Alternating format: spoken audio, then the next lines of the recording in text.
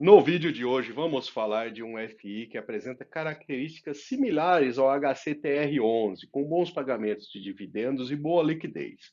Confira neste vídeo os detalhes do DEVA11, que pode ser uma alternativa de diversificação da carteira com um portfólio mais pulverizado de CRIs do que o HCTR11. Se gostar do conteúdo, curta, compartilhe e se inscreva no canal.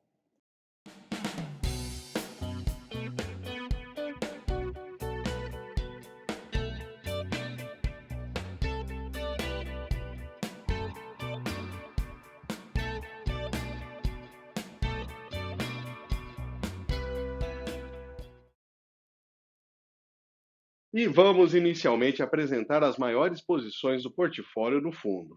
Temos o CRI Hope em duas séries, indexadas pelo IPCA, tem como garantia os recebíveis da operação de diversos hotéis em algumas cidades turísticas do país.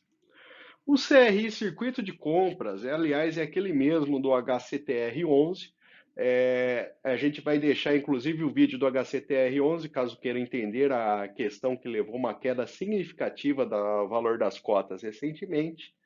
Mas no caso do DEVA11 é uma exposição de 4,2% do patrimônio líquido exposto a esse CRI, mas que está 100% adimplente. Além dessa alocação, o fundo possui também 1,8% do seu patrimônio alocado no FI XBXO14, somando uma exposição a esse empreendimento muito menor ainda do que o HCTR11. O CRI Chemin, no qual o fundo possui 3,8% do patrimônio alocado, suporta a obra de dois prédios no interior de São Paulo. E as obras estão em torno de 35% e 55% das unidades estão vendidas. O Golden Lagueto se refere ao empreendimento concluído na cidade de Gramado, Rio Grande do Sul, com vendas em 93%.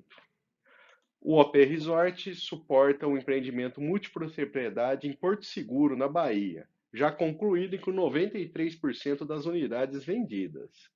O CRI Van está vinculado ao risco corporativo dessa empresa de comercialização de multipropriedades. O CRI GPK é um CRI de risco corporativo desta empresa. O CRI Brasil Parques possui um risco corporativo. A empresa administra parques na cidade de Gramado, Rio Grande do Sul. O GVI suporta a construção de uma multipropriedade também em Gramado, no Rio Grande do Sul. Está com 90% das obras concluídas e 83% das unidades vendidas. O CRI São José tem o risco corporativo desta construtora em São Paulo. O loteamento Goiás se refere a um loteamento no interior de Goiás, 100% pronto e com 97% das unidades vendidas. O Gran Viver 2 é lastreado nas operações de compra e venda de lotes no interior de Minas Gerais. O Coteminas tem o risco corporativo dessa empresa em Natal, Rio Grande do Norte. E o CRI Evolua possui sistemas de geração de energia elétrica distribuída, tendo a carteira de clientes e equipamentos como garantia desse empréstimo. A lista é um pouco extensa, mas vamos passando rapidamente por cada um para se ter ideia do que compõe esse portfólio, né? O que o investidor está comprando aí quando compra uma cota desse fundo. O CRI GPK2, a exemplo dos anteriores, tem o risco corporativo dessa empresa.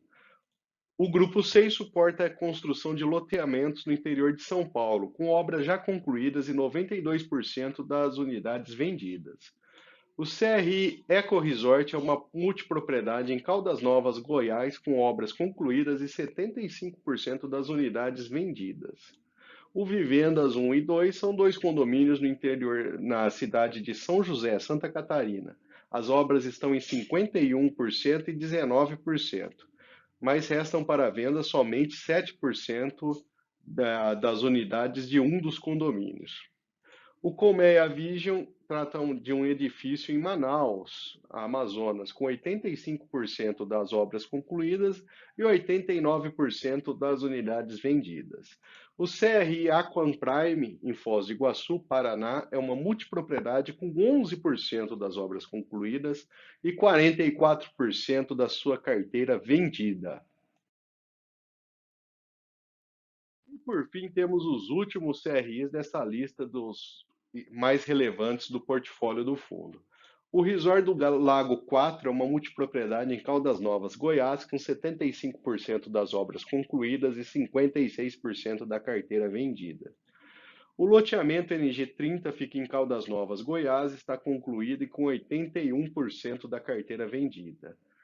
E por fim temos o Termas de São Pedro, que é uma multipropriedade com 67% das obras concluídas e 83% das unidades vendidas.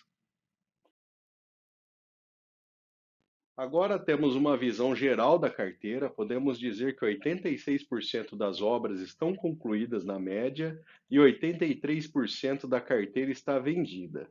Com esse cenário, o risco de conclusão de obras é relativamente baixo, assim como o risco de vendas dos empreendimentos. O risco mais relevante passa a ser então a capacidade de pagamento dos compradores, mas de certa forma é um risco bastante pulverizado. Há uma parcela relevante dos empreendimentos em cidades turísticas, como Gramado, Caldas Novas e Porto Seguro, que, juntamente com a cidade de São Paulo, representam as maiores posições do fundo. Atualmente, são 58 posições em 16 estados. São 90% do patrimônio investido em CRIs e 7% em FIs. São 33% com risco corporativo e 58% que a gente pode agrupar em multipropriedades, loteamentos e incorporação vertical, que tem um risco, de certa forma, diluído entre diversas pessoas físicas que fazem a aquisição desses imóveis. Mais de 93% das operações estão indexadas ao IPCA, com uma média de IPCA mais 10%, sendo uma boa opção de fundo para a proteção inflacionária.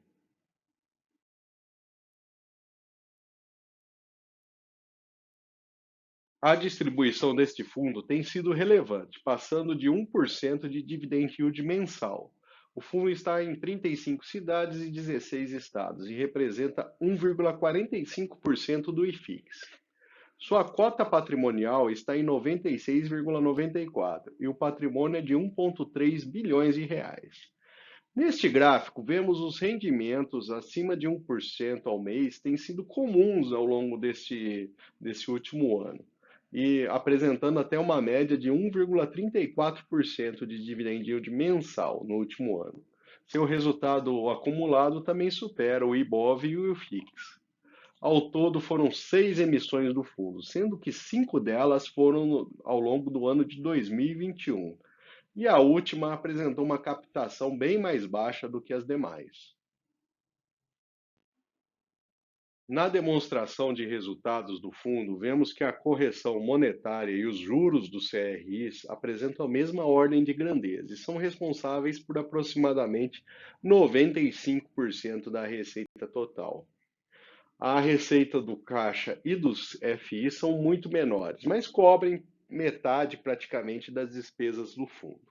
No gráfico abaixo temos a variação da correção e dos juros mês a mês para se ter uma ideia de como evoluíram essas parcelas. O volume negociado diariamente do fundo ultrapassa 4 milhões de reais. Portanto, trata-se de um fundo com um bom nível de liquidez. E atualmente o fundo passa de 92 mil cotistas. Pela evolução do gráfico, trata-se de um fundo que começa a ser investido por cada vez mais gente. Realmente tem um crescimento impressionante aí ao longo do último ano, em termos de número de cotistas. Comparando o fundo com outros fundos de papéis da bolsa, o dividend yield fica abaixo do HCTR e do RPR. Este segundo com um risco bem maior. Caso queira conferir, vou deixar o link do vídeo. Portanto, de certa forma, parece que o rendimento do DEVA 11 está adequado.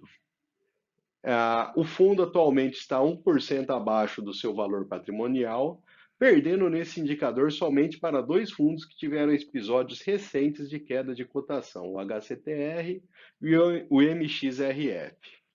O número de cotistas não é dos maiores, mas ainda assim é uma quantidade relevante.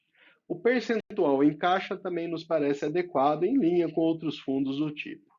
Seu patrimônio não é o dos maiores da bolsa, mas ainda assim é relevante. Portanto, pelos indicadores, faz sentido ter uma posição no fundo pensando em diversificação. Lembrando que isso daí não é nenhuma recomendação de investimento. Olhando os ganhos passados, com a queda do valor da cota praticamente empatando com os dividendos recebidos no período de um ano. Quem investiu ficou quase no zero a zero, em 1,5% de perda, e perdendo também para a inflação durante esse período. O fundo está sendo negociado a R$ 95, próximo à sua mínima, que foi de R$ 92,16. A cota patrimonial está em R$ 96,94, com a cotação atualmente um pouco abaixo desse valor. E por fim, vamos falar dos pontos positivos e negativos para fazer o investimento no DEVA 11. Do lado positivo, ele tem CRIs de maior rendimento, em torno aí uma média simples aí, inflação mais 10%, que tem sido um rendimento relevante. Ele tem um menor nível de concentração em imóveis específicos do que a HCTR11, que é outro fundo, podemos dizer assim, que é muito similar ao DEVA 11. O risco é baixo, né, em termos de conclusão de obras. Ele tem alta liquidez e interesse crescente no mercado. E do lado negativo, o fundo ele apresenta um excesso de emissões durante o ano de 2021. Ele teve um crescimento, mas a quantidade de emissões nos parece excessiva. A queda dos valores das cotas desde o início do fundo, ou seja, quem investiu lá atrás, inclusive durante as emissões, perdeu dinheiro em termos de valorização das cotas ali. Ela foi desvalorizando ao longo do tempo. Esses são os dois pontos negativos para quem pretende investir nesse fundo DEVA 11.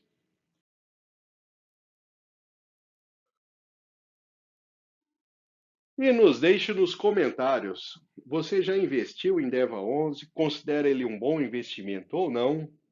E se você gostou do conteúdo, curta, compartilhe, se inscreva no canal.